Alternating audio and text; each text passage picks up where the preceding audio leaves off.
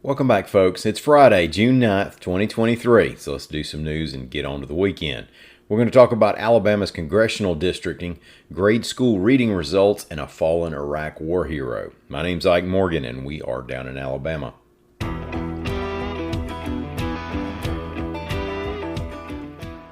The United States Supreme Court's decision Thursday to order Alabama to redraw its congressional districts would mean a new map for the 2024 elections if Congresswoman Terry Sewell had her way. Sewell, a Birmingham Democrat, has long been the state's only Democratic member in the House of Representatives, and she represents the state's only majority black district. 1 in 4 residents in Alabama are black, and there are 7 congressional districts.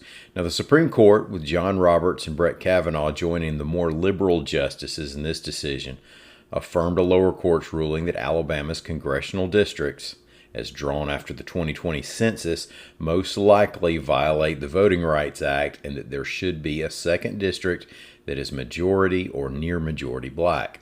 Now, it doesn't require deep analysis here to point out that that means you'd have an additional seat in the House that might be in play for the Democrats, with perhaps both the districts at least somewhat less of a slam dunk than the current Alabama 7, which is Sewell's district. She said she's ready for it to get done. Quote, "It is about making sure that every American's voice in this democracy is heard," end quote. This spring, Alabama's 2nd and 3rd graders tested a little lower in reading than they did a year ago, reports AL.com's Tricia Powell-Crane. 76% of 3rd graders and 78% of 6th graders showed they were reading up to their grade levels. Now that's 2 percentage points lower for each. Remember, these standards were adopted 2 years ago and are tougher than they were before.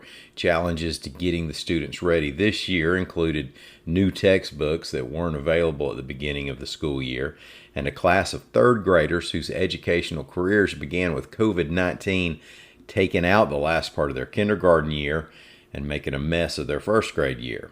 State Superintendent Eric Mackey, quote, "This is a true accounting of where we are, but we want it to be a lot better." Still, you had 7 schools that had all their 3rd graders reading at grade level, 100% of the 3rd grade students, and 3 schools that had all their 2nd graders reading at grade level. And that's a pretty cool showing, so let's run them off. For the 3rd graders that were at 100%, we had Forest Avenue Elementary Magnet School in Montgomery County, Mountain Brook Elementary School in Mountain Brook, Skyline High School in Jackson County, Epic Alternative Elementary School in Birmingham, Kilby Laboratory School in Florence, New Bethel Elementary School in Colbert County, and Sparkman Elementary School in Morgan County. And for the 2nd graders, there was McMillan International Magnet School at McKee, Montgomery County, Montesano Elementary School in Huntsville, and Iva Lee Elementary School in Etowah County. Army Chief Warrant Officer 4 Keith Yoakum had plans to retire from the Army near Fort Novosel, Alabama. That's the former Fort Rucker near Enterprise. He had bought 51 acres. His wife and children were settling in and waiting for him, and he had talked with his twin brother Kevin about moving there and going into an aviation business with him. But in 2007, Yoakum was on deployment in Iraq, flying an Apache helicopter on patrol with 1st Air Cavalry Brigade when he took enemy ground fire.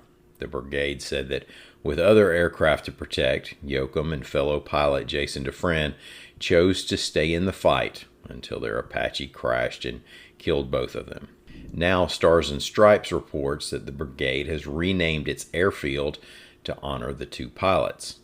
The Yoakum-DeFrenn Army Heliport opened last month at Fort Cavazos. That's the former Fort Hood. Now, this is part of the Pentagon's renaming of military installations that carried the names of Confederate officers, and the airfield was previously named Hood Field. The twin brother, Kevin Yoakum, by the way, is still in Alabama, working a civilian job at Fort Novosel. Also want to mention that Eli Gold went on the opening kickoff radio show on WNSP-FM in Mobile and told Mark Heim that his PET scan last week came back clean, that there's no cancer, and that he's prepared to be back for football season. We'll take news like that. Thank y'all so much for listening. We're going to be back here on Monday. Until then, y'all have a great weekend and come by and see us anytime you want to on the internet at al.com.